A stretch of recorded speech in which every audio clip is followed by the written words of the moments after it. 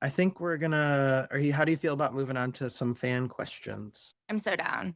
So Yeah, Should we do it like rapid fire? I'm down. I'm down to just Can you recommend a book? This is a question from someone that says, I was depressed since I've lost my mom.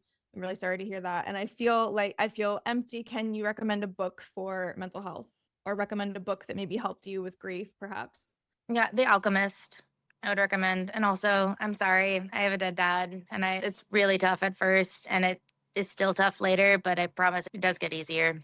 Amazing. What's the coolest memory you have made touring as a band over the years? We broke down in the desert, like on the border of Mexico, and had to push the car over to a Mexican mechanic and had a whole, like, I don't know, we were just like Google Translate, but it's like we had to drive the car like in this way where we would drive for 5-10 minutes, stop, drive for 5-10 minutes, stop.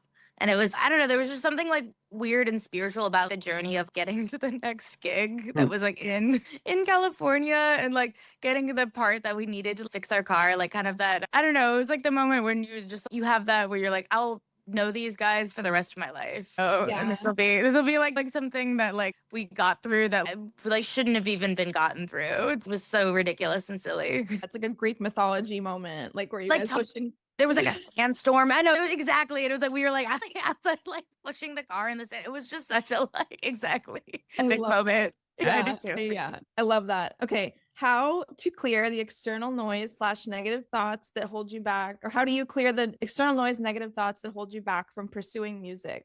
I just write about Love it. that. Yeah. Love that. And how do you cope with FOMO, missing friends and loved ones when you're on the road? I just text them. I think sometimes it's like I get in my head about texting people, but like I just text them and be like, hey, I miss you. And I don't think anyone that loves you will never be upset if you just send them a, hey, I miss you text. Hey, I'm thinking about you. And just do it if you're thinking about them.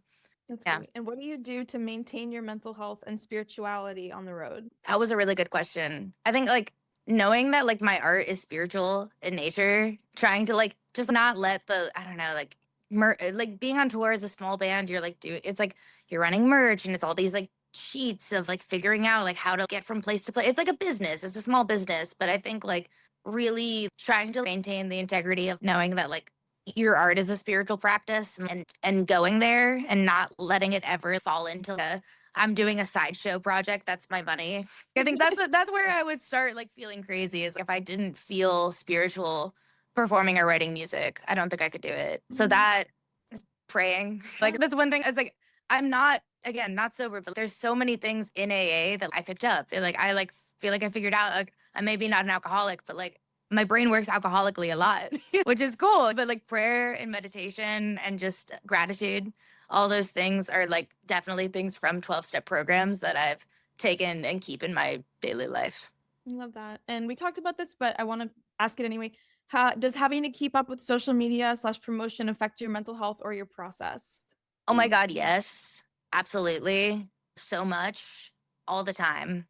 I know the person that asked this, and we talk about this a lot. I'm very grateful and lucky that Jake runs a lot of our social media and I think has like an easier time with it. But I think it's just not knowing that it's like using social media to post the thing that you need to post, share the information you need to share, like using it when you are actively responding and talking to people. Good, very positive, like actually very good. But just like clocking when you're like, oh no, I'm just looking at people's pages. Like I'm just perceiving people based on their images, or I'm literally scrolling, which is like even more evil in my opinion. And something, again, I totally do. No shame at all.